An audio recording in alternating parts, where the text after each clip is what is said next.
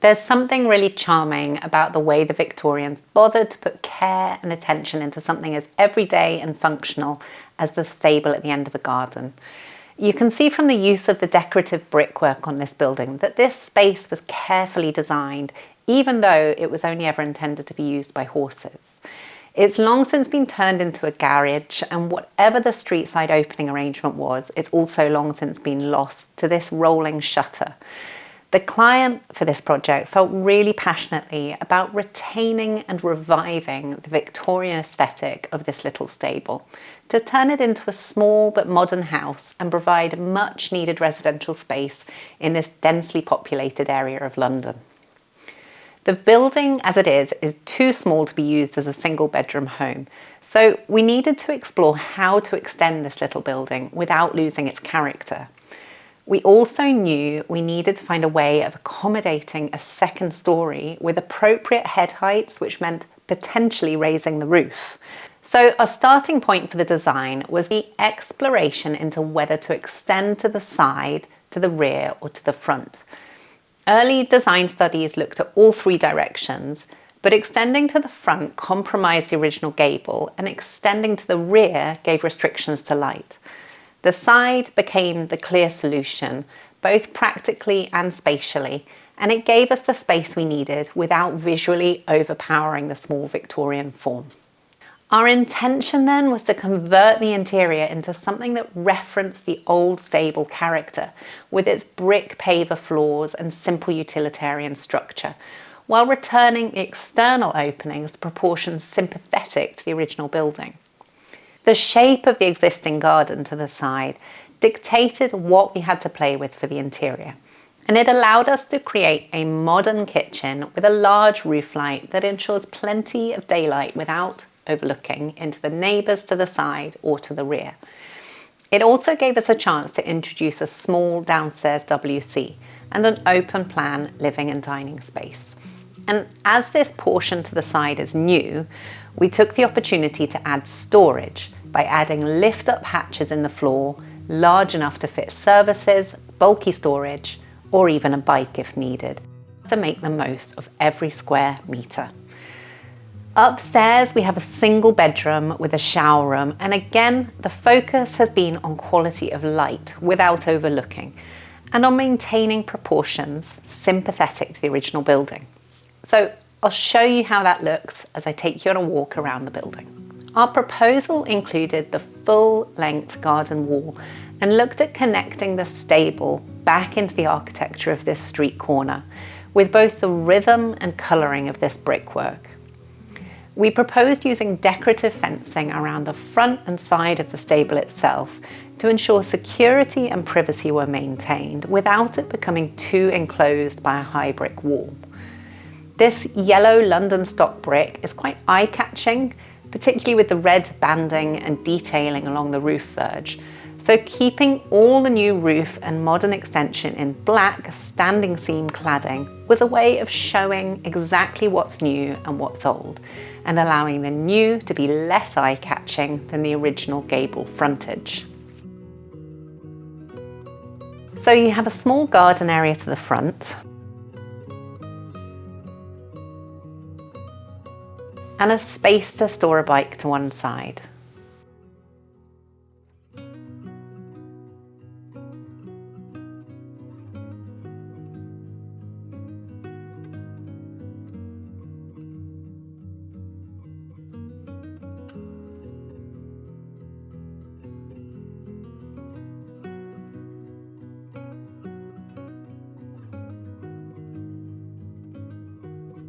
And you can see that we've replaced that large garage door opening with a rhythm of smaller openings that reference the existing window above to maintain those original proportions.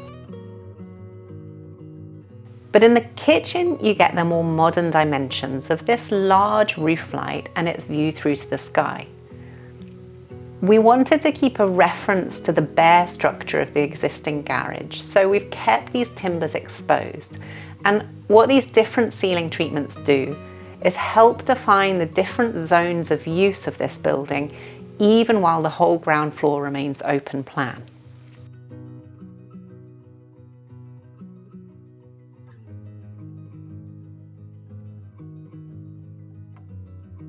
The kitchen then makes the most of the recessed area at the back with some fitted tall storage.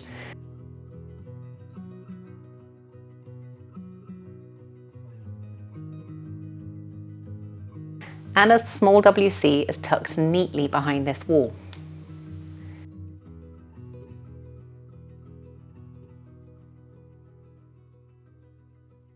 To help keep things as clutter-free as possible, we recessed some storage into the floor slab, which you can access by lifting up the hatches here using flush ring pulls.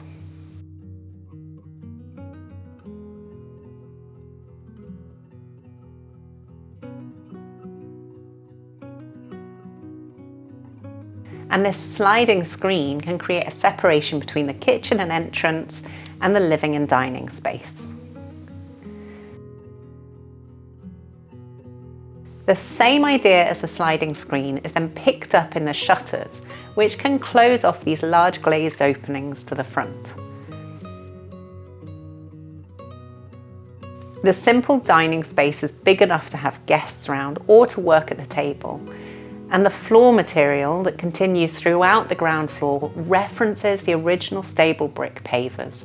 And that's emphasised by using them to form a seating area and the lowest step of the stairs. The staircase is a floating folded steel structure that contrasts with the weight of the brick floor, and it takes you up to the first floor. Now, if you're someone who enjoys design, you're probably really well attuned to problem solving. And that's exactly what Brilliant is built around, helping you think more clearly and creatively through hands-on learning. Brilliant is an interactive platform that teaches subjects like maths, science, programming, data and AI in a completely different way, by doing. Every lesson is built around solving problems visually, step by step, so you can see how ideas work in practice instead of just hearing about them.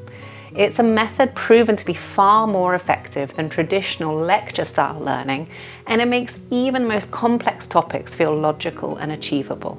What I really appreciate about Brilliant is how it helps you strengthen the way you think. You start building real understanding, not just memorizing facts, and over time, that mindset of curiosity and problem solving carries over into everything else you do.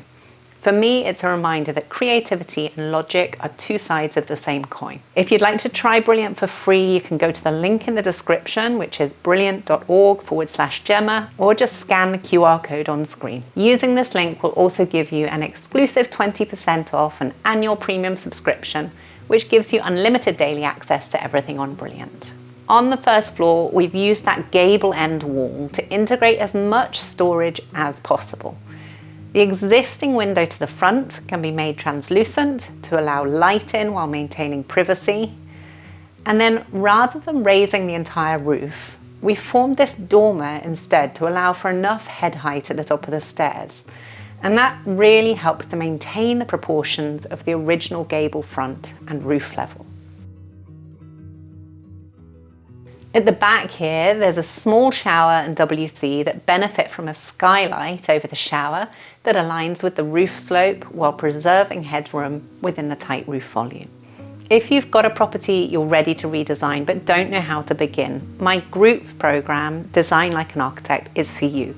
It's a step-by-step process designed to help you think through your layout with clarity and creativity, just like an architect would. Head to GemmaWheeler.com to join the waitlist and get updates. And if you're new here, check out my other videos, and I'll see you next time.